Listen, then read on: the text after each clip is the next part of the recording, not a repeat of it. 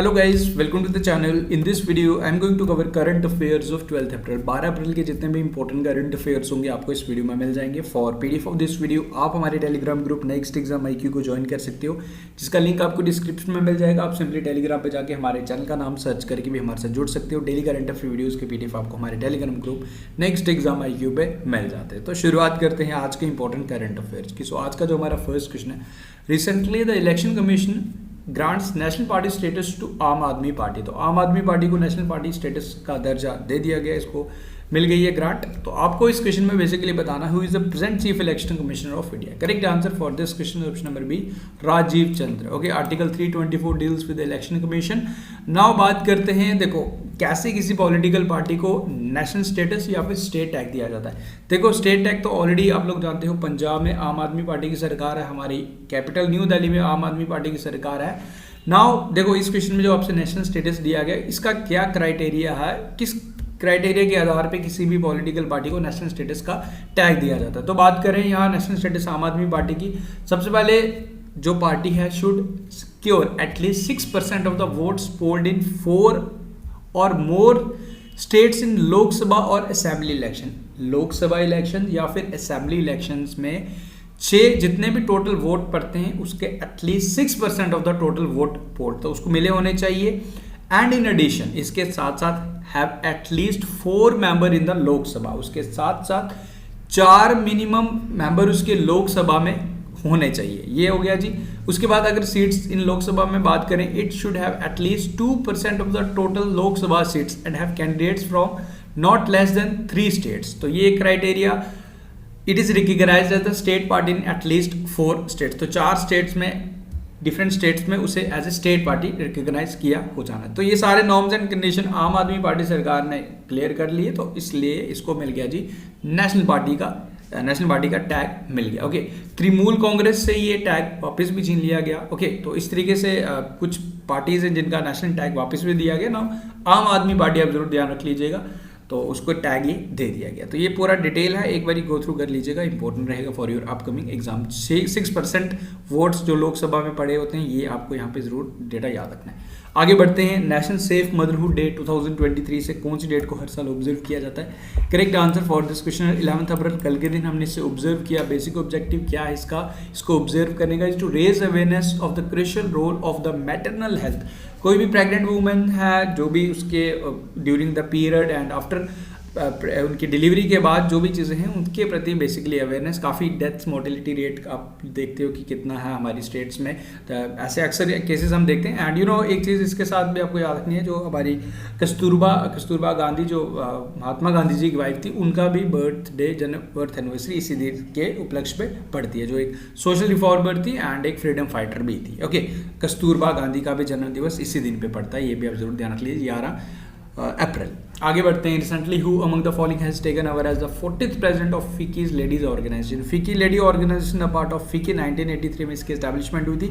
सो कौन है जी, कौन बनी है 40 प्रेसिडेंट, ये आपने बताना। Sudha Shiv Kumar is the correct answer for this question. आगे बढ़ते हैं, रिसेंटली जो the following has become the first country to develop a country level mathematical model to estimate the prevalence of tuberculosis cases. देखो हर साल मार्च मंथ में एक report publish होगा, कितनी के टीबी की वजह से लोगों की जान गई है, कितनी न्यू केसेस आई, ये सारा चीज़ें मैथमेटिकल मॉडल में इसको आपको बेसिकली पब्लिक डोमेन में शेयर किया जाएगा टीबी के रिलेटेड। तो ये कौन सा कंट्री बना, ऐसा करने वाला फर्स्ट बना जो मैथमेटिकल मॉडल बनाएगा।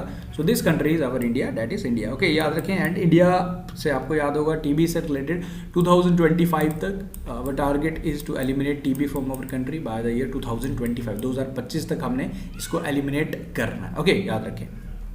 Recently, Anjali Sharma has conquered the Mount Kilimanjaro, highest peak of Africa.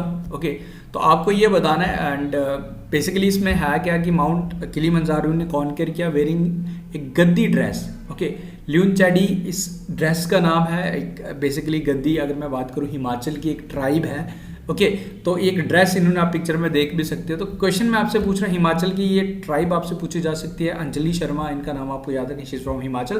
तो क्वेश्चन मैं आपसे पूछ रहा है कि माउंट किलिमंजारो ये कौन सी कंट्री में है। This is easy question for you. Correct answer for this question is Tanzania. Okay, ये आप याद रखें। एंड अंजलि शर्मा जिनने कॉन्कर किया माउंट किलिमंजारो।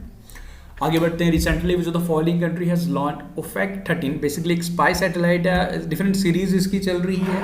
तो now the version that is Ofek 13 spy satellite has been launch. You have to answer कि कौन सी country द्वारा इसे लॉन्च किया गया, तो Israel is the correct answer. Recently centenary celebrations of Viacom Satyagraha was inaugurated. देखो Viacom सत्याग्रह की शुरुआत 1924 में हुई थी। बेसिकली ये सत्याग्रह है क्या था, बेसिकली देखो जो हायर क्लास अपर कास्ट के जो लोग थे, वो जो लोअर कास्ट के लोग, उनको टेम्पल्स में बेसिकली एंटर नहीं करने देते थे। ओके, तो इस वजह से एक वाईकॉम सत्याग्रह चलाया गया था 1924 में। तो अभी 99 ईयर्स उसके पूरे हो गए। अब 100वीं सेंचुरी हम सेलिब्रेट करेंगे 2024 में, तो इसकी सेलिब्रेशन स्टार्ट कर दी गई।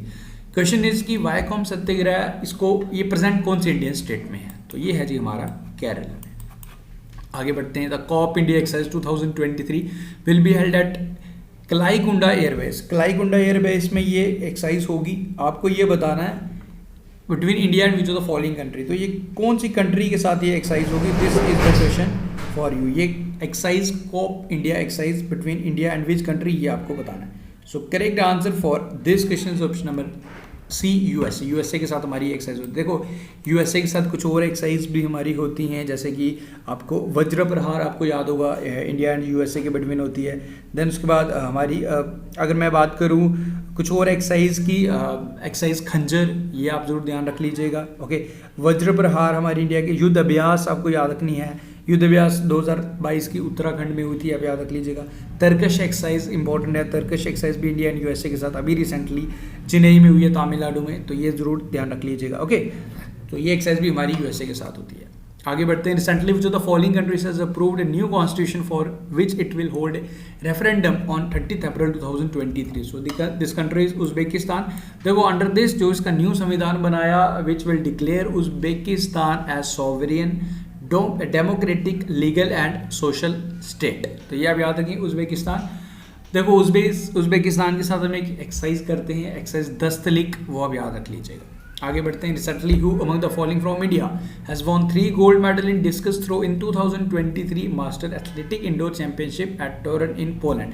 तो ये पोलैंड में चल रही थी। ये 95 ईयर्स की इनकी एज है।